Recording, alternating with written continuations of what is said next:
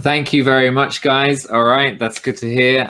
We're not going to waste any time because we only have limited time for these questions. If you do have any questions, pop them in the chat box. But now I'm going to introduce our three speakers who claim that this is fun, the data. Let's see. We've got Jacob, we've got Roland, and we've got Emily. Hello, guys. How are you?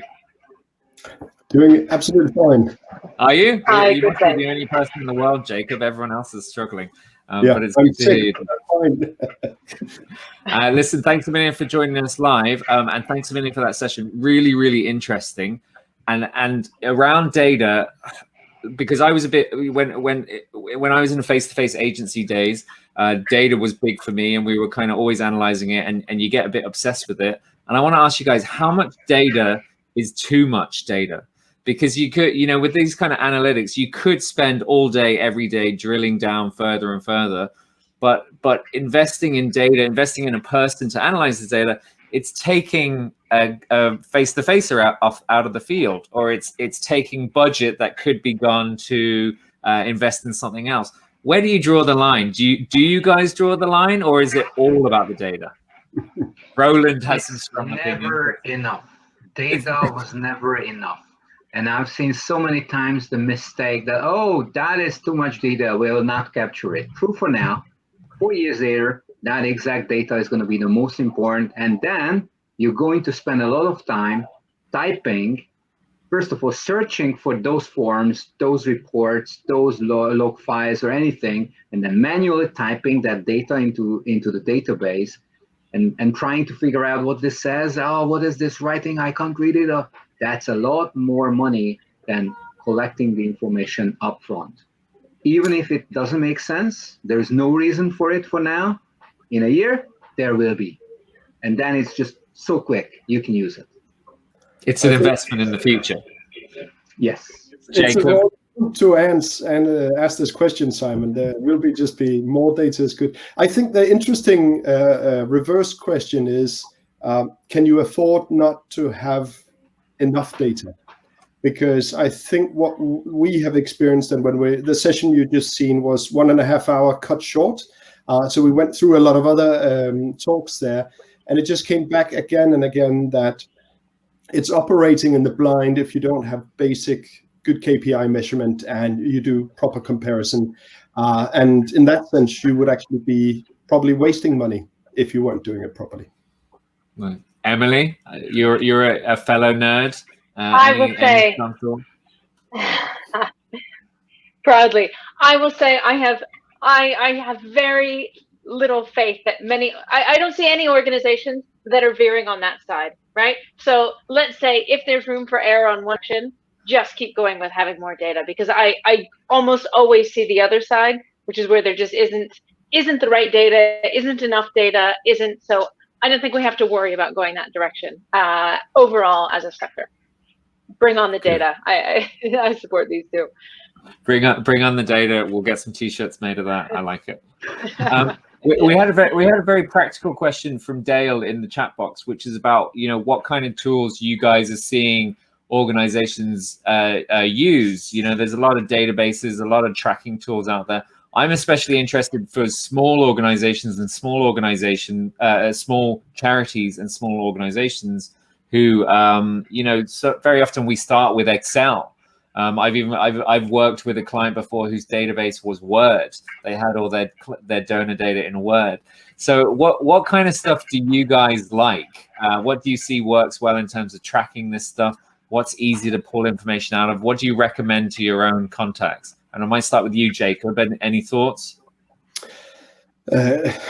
I think, again, it's anything you can get your hands on, but I would definitely start with Excel. And one of the key points in the presentation was people have to be really, really clear on their top level goal and then build KPIs on that.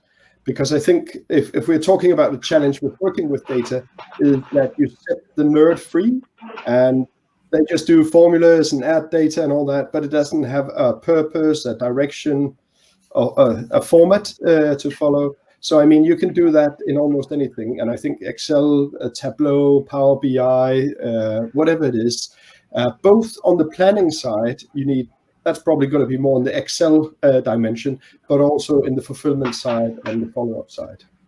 Nice, very good. Emily, any favorites? I think the most important thing is that it ties accurately with your activities, right? The moment that you have 3 different sources of data, and then I have a little Excel where I do a calculation here, and then I get sent this Excel, and then I do a little bit of this, and then I try, that's where you can end up with a lot of problems. But as long as it's tying in with your database, you've got the real data behind it, I think that's when you're in the right direction, and that will be a better option than multiple sources anytime.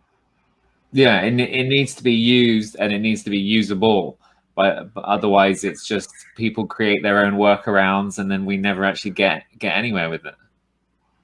Well, and accurate, right? By the time you're just relying on what your vendor sends you, and then that doesn't tie to your database where you actually have, the attrition going out, or you have other actual figures from your data and from what's working, that's when you're going to just start having gaps in your data, right? And then you're going to have holes, and you're not going to have the real picture, or at least you really run the risk of not having the real picture of what's happening. Yeah, absolutely. Roland, you're managing a lot of data, and I'm sure you're used to dealing with stuff in different countries, different offices. What do you see that works, or what do you recommend to someone who is maybe just wants to start getting into this stuff? What's important? So I think what you need to decide is what is the data and what is the complexity of research you want to do, and what is the resource you have, right? Tableau or Power BI are very smart tools, and you can use all sort of magical graphs and everything in there, but 90% of it Excel can do as well. Of course, it's a bit more manual work, but the good part is that anywhere you look, there's going to be a buddy, a friend who's an Excel magician, right? You have somebody next corner, or a student. But if you need expertise in Tableau, you either pay for it, or you spend endless hours studying Tableau, how it works. We do use Tableau, it's excellent, but I do have a wizard in-house who knows the system, and I get lost in it. So when that happens, I take the data from him, and I go in Excel, and I replicate the graphs, and I tell him, okay, now do it on Tableau as well. So that's going to be the built-in system, right? So sometimes you hack your own system because it's faster. Yeah. Jacob, you were going to say something? Yeah, I just wanted to add a comment. That was a red thread, if you say that in English as well, going through the whole conversation we had, was make sure you talk about the definitions of each KPI on the way. And we were actually talking about maybe setting up a project on doing a white book on KPIs on the back of this, and go to my LinkedIn or something, connect, and we can take it from there. But finding a place where we can have all the standards, because I think Roland said just within WWF, there's discrepancies on how you define KPIs and work with them. So if you're setting up just in a simple Excel and you're working with it, just make sure when you're talking with the team and the people you are making sure data comes in, and when you're reflecting and working with the data, that everybody's on board on the exact definitions, because that's, the fun stuff we had was what is the ROI, and how long are we looking at it, and what data do we actually include, and so forth. So I think that was one of the key points in the session is, get your definitions right. Yeah, I think that's a really important thing, because people have been talking about that for years, in terms of they meet at IFC, or they meet at next year's face-to-face Congress, and they sit in the bar, and it becomes very obvious very quickly, we're all measuring attrition differently, we're all measuring non-starters differently, and so how can we even begin to compare this stuff if we're not comparing like for like? Bit of work to do.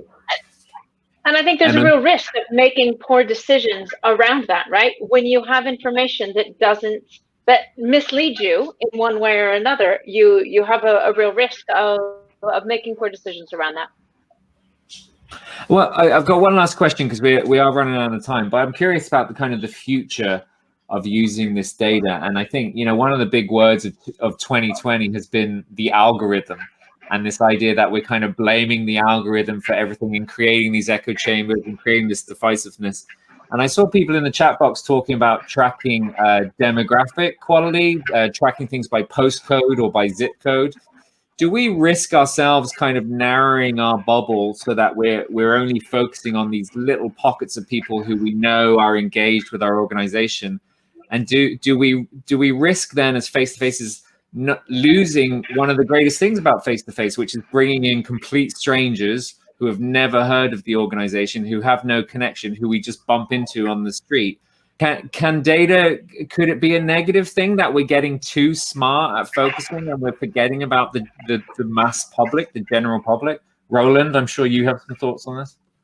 I think you need a middle line. So one scale is not doing any stats and just going out randomly and meeting people and signing up. The other end that you mentioned, that we do the algorithm and then we'll go only for the highest performing places, but that is always past experience. And you also have to watch out because new places might get more frequent in the future. Or the other point is that there are always people who are acting out of the normal ratio, where normal standards. I had fundraisers who went out to tiny little towns and signed up 6 or 7 donors a day, where I thought there isn't even 6 people walking the street the whole day. But he did it somehow, right? Nobody else can. So the challenge is that data and averages work for the mass. But then, and this is the art of face-to-face, when you take a decision on a certain individual, you have to use your instinct as well. And the mixture of your instinct and your data is the power. One is only one-sided.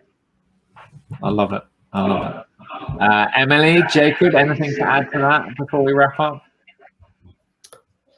I think just a little example from a client in Denmark, and it might be a little bit controversial, but they told the supplier they wouldn't accept any signups of people below 30 because their attrition was so horrible. And if they hadn't done the data analysis to a certain level and being specific about it, they couldn't say that. And then you can, of course, there's a long argument about, is that the right way to go, and what about lifetime value and so forth? But they had the data and they could take decisions based on that, and I think that's kind of the top level conclusion. Nice, thank you. Emily, last words to you. Yeah, I would go along the lines of what Jacob's saying. Right, looking at it with a different lens. I think data gives you the freedom to test all of those things. Right, test it, see if it works. Well, maybe it's I don't know, maybe it's people here, people there, or wherever they are. But once you actually have a good set of data and you have actuals that are coming in, you can test that and see what are the results. And that gives you more freedom to test things and to reliably know what are the results and if it's worth future investment. So looked at it from another way, I think it expands those possibilities. Love it. Thank you very much. And as Elspeth has just said in the chat, use data in combination with brilliant fundraisers. And I think that's what we're doing here. We've got 3 brilliant fundraisers, 3 data nerds. So I love to see it. So thank you very much, guys. Thank you for sharing your expertise. Thank you for popping on live. And I hope you stay safe and well, and we'll see you again. Thank you, guys. Thank you. Thanks. All right. Okay.